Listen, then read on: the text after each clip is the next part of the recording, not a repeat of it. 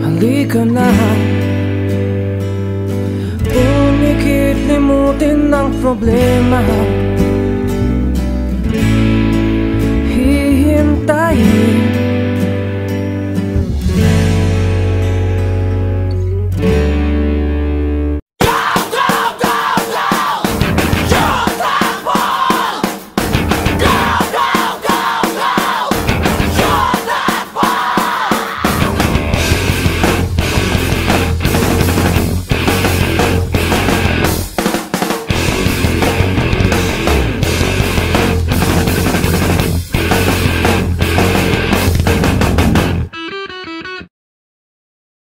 Kilala ang mataas na paaralan ng Ateneo de Manila bilang isa sa mga prestihiyosong paaralan di lamang sa Pilipinas, ngunit pati na rin sa buong mundo. Bansag ang Atenista bilang matalino, matyaga at tao para sa kapwa. Ad Maiorem Dei Gloriam, o for the greater glory of God. Ito ang tatak ng isang Atenista. Inaalay nila ang lahat ng kanilang ginagawa para sa kalwalhatian ng Diyos at kaunlaran ng mundong kanyang ginagalawan, maging sa paggawa ng simpleng takdang aralin o pagtunaw sa kaklaseng hirap sa asignatura. Ito ang Atenista. Udinga. Ito ang karaniwang tanawin sa mataas na paaralan ng Ateneo tuwing umaga. Madami ang nagkwekwentuhan, natutulog, nag-aaral, gumagawa ng takdang aralin, at nagmamadali. Ito, sa bokabularyo na nakararami, ang tinatawag na cramming. Upang mapaliwanag ito ng mas mabuti, kumonsulta kami sa mga guro kung ano nga ba ito. Ang cramming kasi, yan yung bunga ng pagmamadali ng isang bagay. Cramming, pwede din masabi na kapag kunwari meron kang kailangan tapusin sa oras na to, kunwari may deadline Tuesday. Tapos, gagawin mo lang siguro ng Tuesday ng umaga. Kasi kung ang deadline niya, kunwari, reflection period, kung darating ka ng mga 7 a.m., doon mo palang gagawin. Cramming na yun. Kasi, depende naman yun sa inaasahan ng teacher na gagawin. Kunwari, syempre kami mga teacher, bibigay kami ng homework ng Monday. Ang ine-expect namin, gagawin nyo ng pag-uwi ng Monday. Tapos, matatapos siya bago matulog yung estudyante. Kasan nga, nangyayari? Pag-gising, magpasok, doon palang gagawin. Para sa akin, cramming na yun. Upang mas mapagtibay ang ating kaalaman sa cramming, nagsagawa kami ng survey sa mga estudyante ng Ateneo.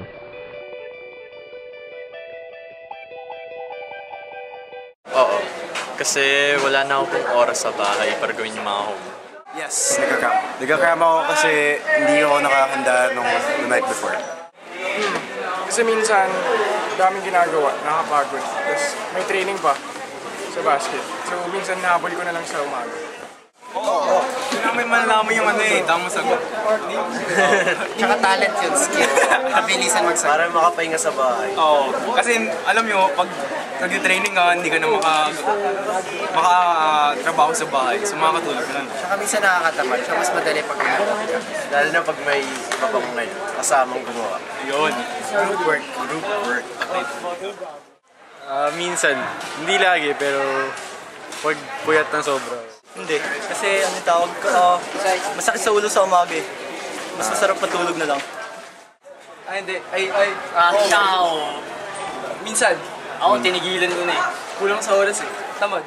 Siyempre, kasi hindi ko na maiiwasan yun. Dapat talagang binibigay ng Ateneo sa mga estudyante nila.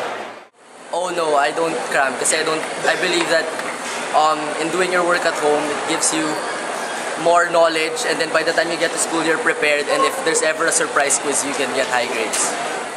Oo, kasi tamad ako sa gabi. I sleep kagad or something.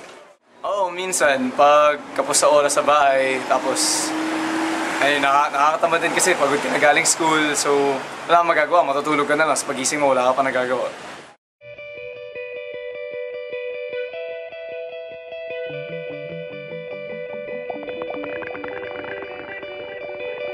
Sa pag-aaral ko, hindi ito nakakabuti, pati sa mga morals. Pero I think wala na talagang choice pa minsan.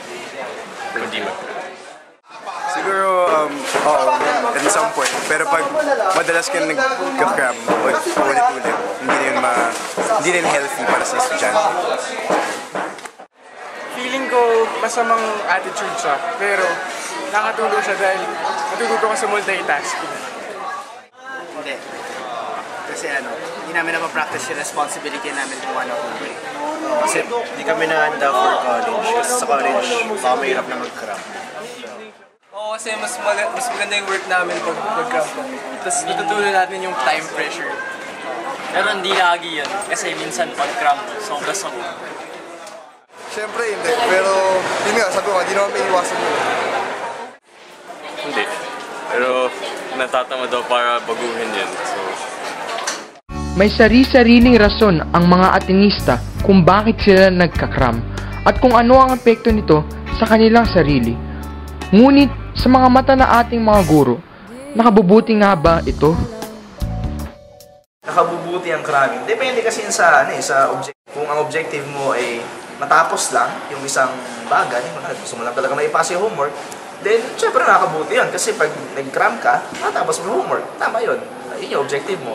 Pero kung objective mo ay matuto talaga at maging masipag sa ginagawa mo, yun yung problema. Kasi pag nagka-cram ka, sinasabi sa psychology na usually, if you cram something or you study parang a few minutes before or a few hours before a long test, usually papasok lang sa short-term memory ng utak.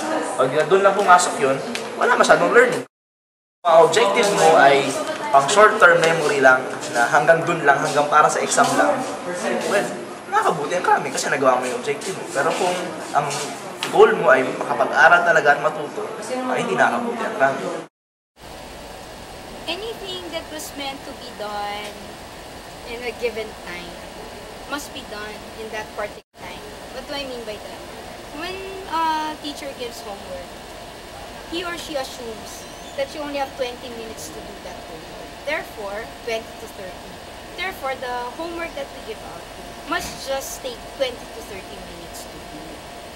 If you cram it in, let's say, 5 minutes, whatever learning that you had to do while you were reflecting on it doesn't happen. Because there's no value in cramming. Give me a situation where there's value. Whether you cram your homework, you cram a project. So sayang eh. Like estudyante ako, meron akong mga karanasan na ginagawa pero ngayon teacher na ako, parang hindi pala maganda. Kasi ang nagiging kinalabasan ng mga minadaling trabaho, pwedeng pumapalpak, pwedeng maganda nga, pero iniisip ko na mas mapapaganda pa siguro ng estudyante kung napagandaan ng sa pagkakataon. Sa tingin ko kung ano yung nasimulan mo nung bata ka, kalalakihan mo na yun. Kung sanay ka magtrabaho ng madalian, hanggang sa pagtanda mo, dala-dala mo pa rin yung ugali. Mahirap ipaliwanag kasi malawak ang konsepto ng buhay. Kaya lang dapat matutunan ng isang mag-aaral dyan yung paano niya paplanuhin yung buhay. Ganun. People cram. It's like a part of a student's life to cram. But you're not an accomplished student if you did not experience cramming sometimes. But not to say that it's right. I'm just saying that there's no difference. Whether it was cramming in my time or cramming when I first started to teach here in Ateneo, talagang pangbabaw. Mula sa ating napanood, masasabi natin mahirap nga talagang iwasan ang pagkakram ng isang gawain. Maging sa paggawa man ito ng isang takdang aralin o hanggang sa pag-aaral sa isang mahabang pagsusulit sa isang asignatura. Ikaw lamang talaga ang makapagdidesisyon kung nakakabuti nga ba ito para sa iyong sarili ang pagkakram. Ngunit nais ko lang tanong sa iyo. Ganyan ba ang pagiging Atenista? Ganyan ba ang pagiging Atenista? Ganyan ba ang pagiging Atenista?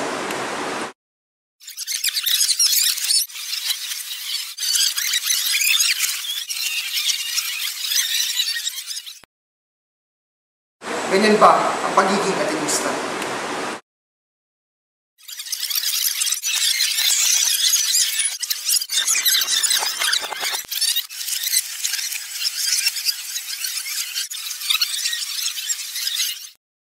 Ganyan ba ang pagiging Atenista? Pero para sa'yo Ako'y magbabago kahit mahirap. Kakayanin ko dahil para sa'yo. Handa akong magpakatino, laging isipin. Lahat ay gagawin basta para sa'yo. Ako'y magbabago kahit mahirap. Kakayanin ko dahil para sa'yo. Handa akong magpakatino, laging isipin. Lahat ay gagawin.